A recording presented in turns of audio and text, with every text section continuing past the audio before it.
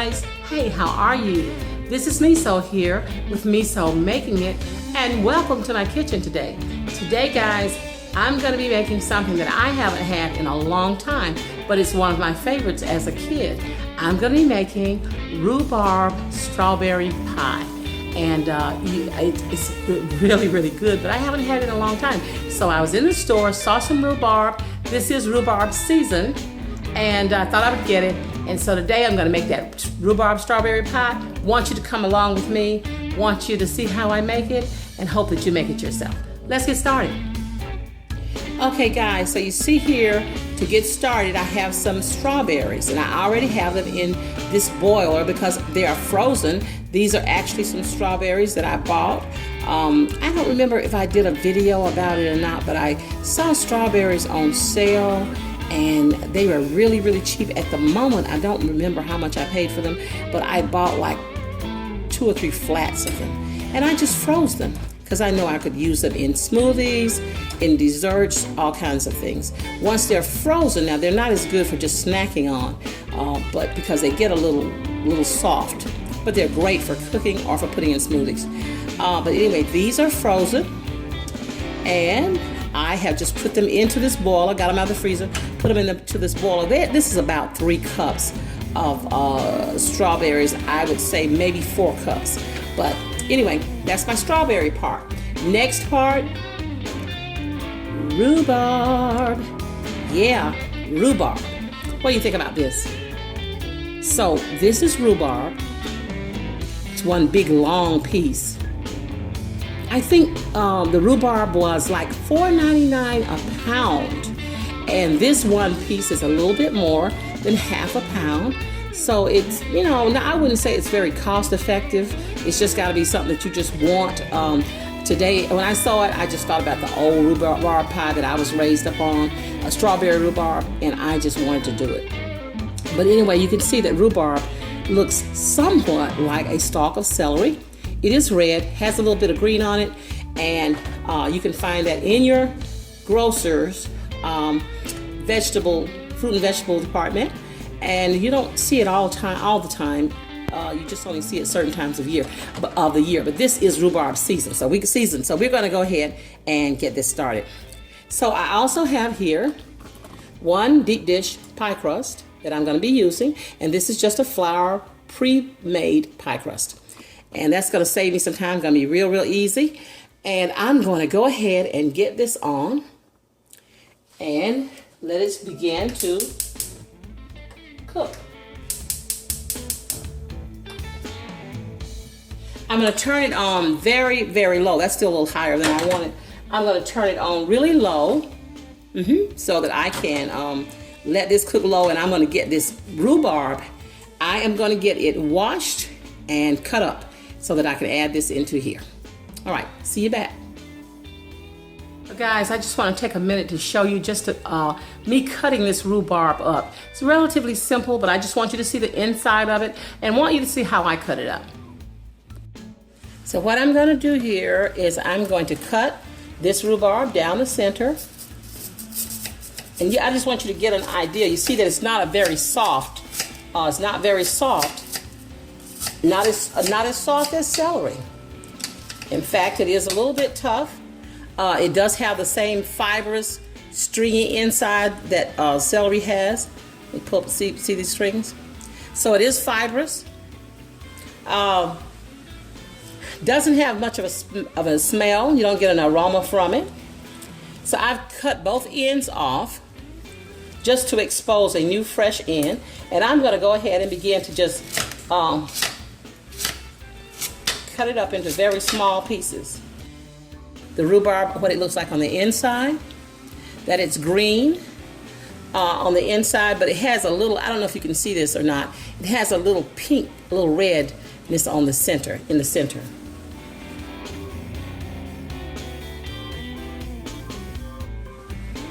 You see here that these pieces have more red in it than you saw in the other pieces. These have more red. For the other pieces further down the stalk with more green, but they had a little red in them. They're more red, but they all taste about the same, and they're a little bit sour. They're not sweet at all. They're a little sour, and I guess they taste about like maybe a lime or something like that. They're tart, and they are sour. You can see right down in this pot that I have put the rhubarb in a pot with some water, and I'm going to get them on and let them boil until they get tender. It'll probably take about 15 minutes. Hi guys, so here I'm back, and I really got a little bit ahead of myself and got carried away. I forgot that I was making a video, and so I went on and continued in the process without showing you what I was doing. Let me bring you up to speed. Here I found out, I decided that I didn't have enough strawberries. They cooked down so low that I went to the freezer and got a few more strawberries. And so you see these big strawberries, I just put them in here with the ones that I already had.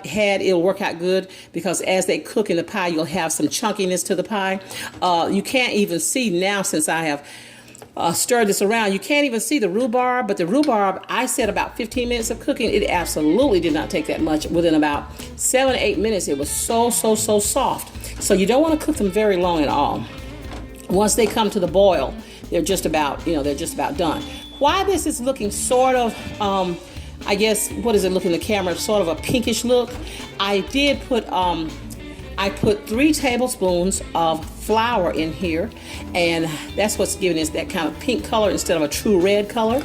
And I put the flour because this is going to be a pie, and you don't want there to be, you don't want it to be real, you want it to be juicy, but you want it to also be thick. Now in the South, our grandmothers, older ladies, they call it thickening. And so the flour makes a sort of thickening. So that's what I have put flour in here.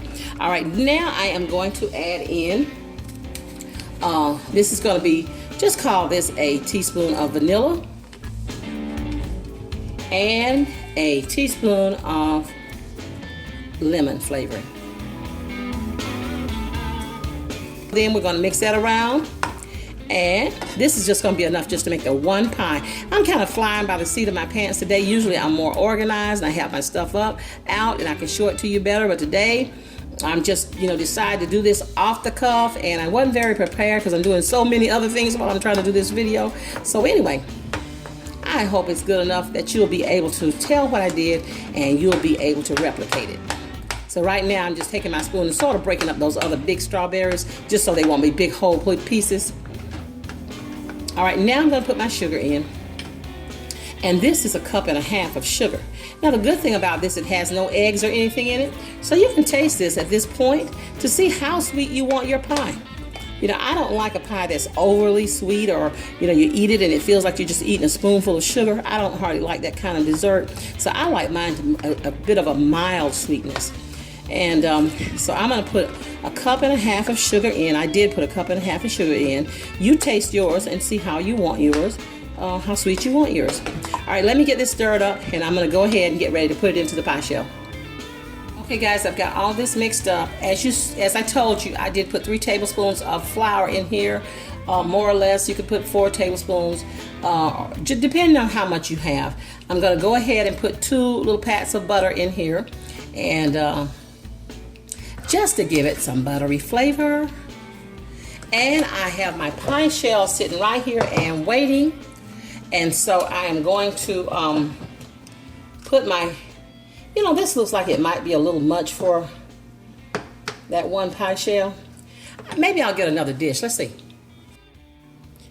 Okay guys, just catching you up. I put, I had the pie crust in the shell that it came in. But this is a deep dish pie crust. It's pretty deep. But I know that I have more filling than that, and I want my pie to be much deeper. So I took that pie shell out, and I put it in my own dish. I sprayed the dish with vegetable spray first. Then I put it in, and I set it in the oven, just so this dough can cook slightly, so that it won't be raw. I don't like my dough to be raw and gummy at the bottom. I'm going to go ahead and take this mixture of strawberries, and I'm going to go on and pour it in.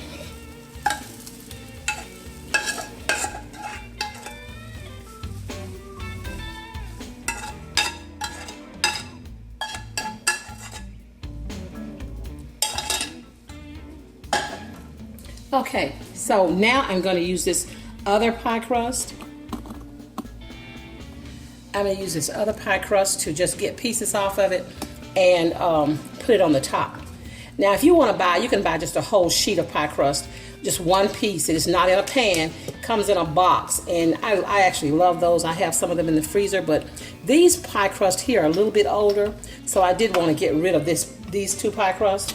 So what I'm going to do with these is just, you see that I've turned them out of the pan, and they're rather broken. They're sort of broken, but no worries. On a pie like this, you can still use it. So what I'm going to do is to cut that,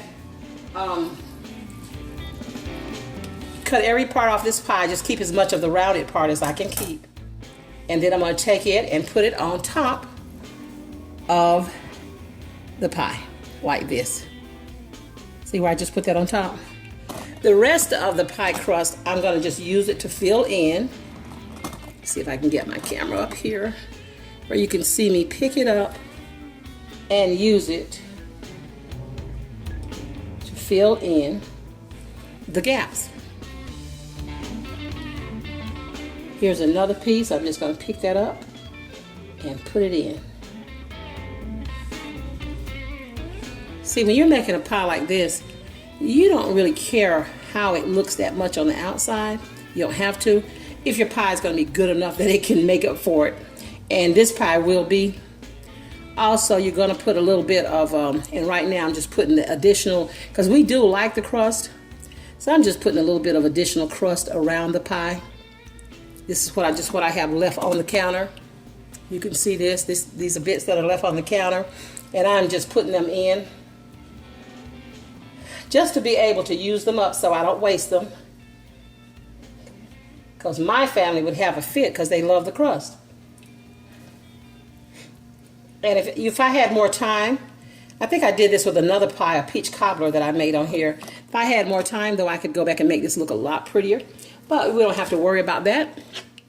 So what I have here is I have a little bowl here with a tablespoon, about a tablespoon and a half of water. I'm going to crack my egg in here. Excuse me. And I'm going to beat the egg. And if you have a brush that you can brush this on with, that would work great. I do have brushes to brush on with, but I'm going to tell you something. I hate washing and cleaning those brushes and letting them dry. I hate it. So I usually don't use the brushes unless I have a big job to do. But just for a little job like this, I don't use the brushes. I just put the egg on right on top. And what's going to happen is it's going to look and feel just like I used the brush. So you don't have to go out and buy a brush, and you don't, for a little job, you don't have to get your brush dirty unless you don't mind cleaning it. I already told you about me. I like to not do anything I don't have to do, any extra. I try not to be guilty of having to do any extra.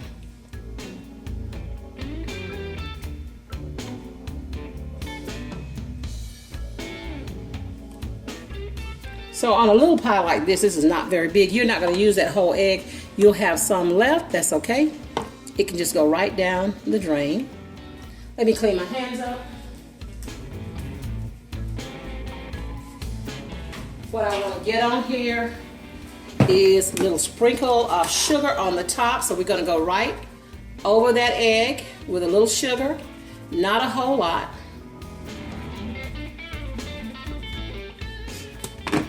And we are going to put just a couple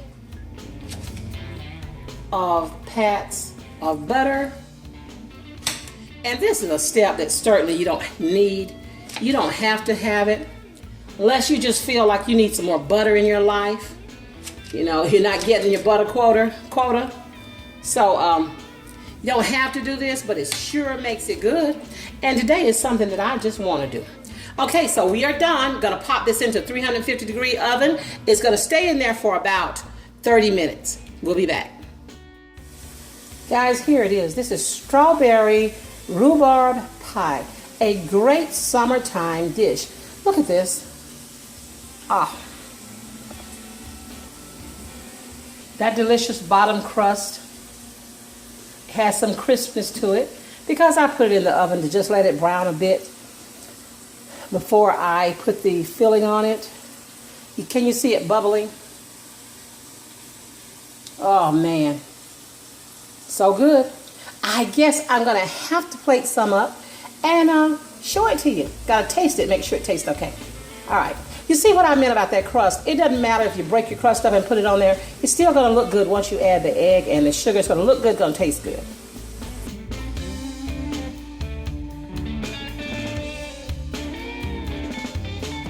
Okay guys, take a look at this. Does this look good? Look how all the juicy strawberries and rhubarb. This is one that I made for Big Daddy. I'm gonna also go ahead and I'm gonna put just a little bit of whipped cream on there for him. Before I do that, you see the crust? Ah, just flaky goodness. Let's get some whipped cream right on in the middle.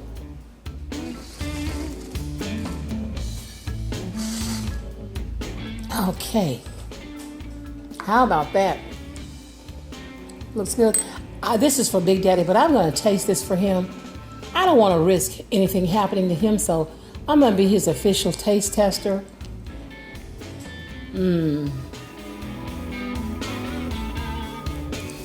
Oh, it's still hot.